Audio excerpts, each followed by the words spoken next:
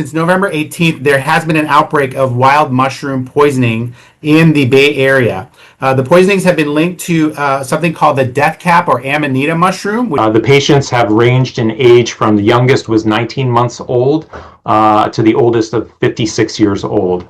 All of these patients were involved with independently foraging the mushrooms from the wild.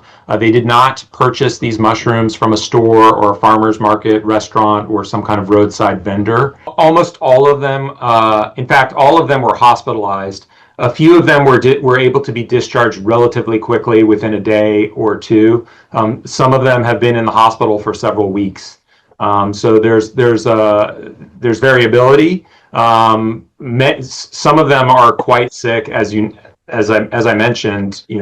One who's awaiting a liver transplant and one who already received one. But even beyond that, there are several patients who had really significant liver injury that took many days of intensive care to improve. In total, in this particular outbreak, there has been one death, one patient who has received a liver transplant, and one patient who has been listed for a transplant but has not yet received one. There's a lot of different types of therapies out there, including experimental therapies, and silibinin is one that has been available for many years and has often been tried in these poisonings. It can be difficult to get sometimes, and there can often be delays to its administration because it's difficult to get. And some of these patients have received silibinin, along with a number of other antidotes that we often use for liver injury in general. Out in the wild, there are mushrooms that are edible and there are mushrooms that are poisonous. And it's very, very difficult to tell the difference between the two.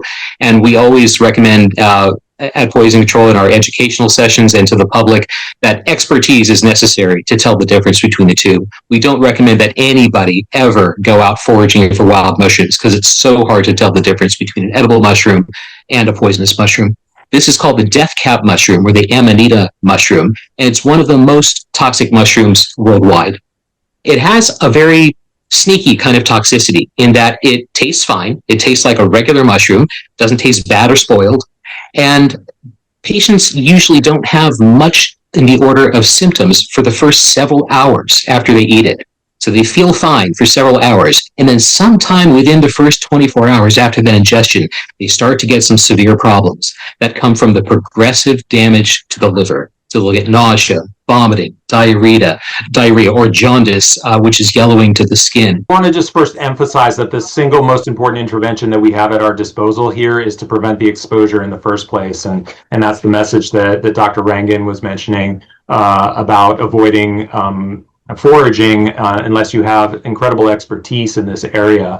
When it comes to poisonous mushrooms, once again, there are many different kinds of poisonous mushrooms out there. We get calls at Poison Control about poisonous mushrooms year round, but it's rare to see a large case series such as this. Usually when case series like this occur, it's because of people going out to forage. So it's usually a human behavior component that leads to something like this. So people foraging for wild mushrooms, not being able to tell the difference. So again, our overarching message is please, please, please do not go out and forage for wild mushrooms. It can only invite bad things when you come right down to it. These are almost entirely preventable exposures.